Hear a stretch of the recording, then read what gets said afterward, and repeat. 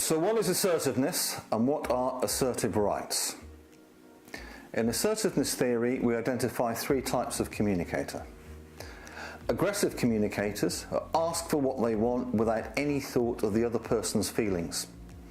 They say what they want with no regard for the impact it has on the other individual. We then have passive communicators. So passive is the opposite of aggressive, obviously. So this is where a person is unable to speak up for themselves. So maybe something is happening that they don't like, maybe they're being treated unfairly, but somehow they just can't speak up.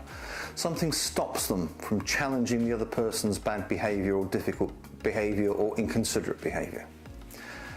Then we have the golden middle way, which is assertiveness. So in assertiveness, you're ready, willing and able to tell the other person exactly what you think and exactly how you feel, but you do it in a way that's courteous and respectful and a way that's polite and underpinning those techniques is a set of beliefs, a set of values, a mindset that gives the person the confidence and the self-assurance to use the specific methods. And this is what we refer to as assertive rights. So it's the idea that there are certain ways of thinking which give us that self-assurance. There are a number of assertive rights. Probably the most commonly quoted and perhaps the most useful, though, are the following. The first is I have the right to state an opinion. Obviously, if you don't feel you have the right to be heard, it's hard to speak up. Whereas if you do think, actually, I do have an opinion and there's no reason why I shouldn't say it, then that gives you the enthusiasm and the energy and the commitment to state your case. Assertive people also believe they have the right to say no. So if something's objectionable to me or unpleasant or difficult, there's no reason why I can't say no to it. I don't have to go along with things. Similarly, I believe I have the right to complain about unfair treatment. I have the right to challenge things if they are unpleasant or awkward or undermining me in some way. I also have the right to put myself first from time to time. Of course, I don't want to be selfish and always put myself first. That wouldn't work very well. But from time to time, my needs should come to the top of the pile. Otherwise, I'm just a doormat and I'm not able to actually live my life in a positive and productive way.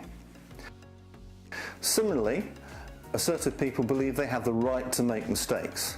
Now, of course, we don't want to make mistakes, and certainly we don't want to be careless or negligent. However, everybody will get things wrong sometimes. It's natural, it's normal, and an assertive person accepts that they'll get things wrong sometimes, and they're comfortable with that.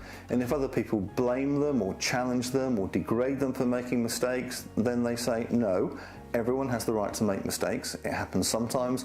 I've made it this time, and I'm going to live and learn.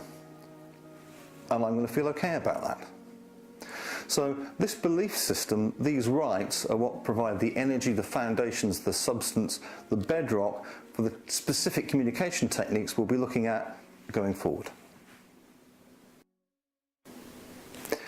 One thing that's worth highlighting at this point is if you're going to use an assertive technique, you need to use it in an assertive way. So what we mean by that is that you have to use assertive body language and assertive voice energy. It's perfectly possible to do an aggressive technique or a passive technique that uses the same formula as the methods we're going to cover, but that wouldn't be assertiveness because it's not done with assertive energy.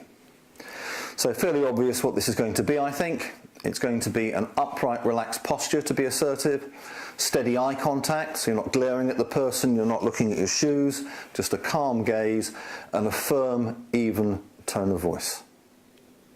You put those things together and you come across as positive and self-assured, which is one of the primary aims of assertive methods.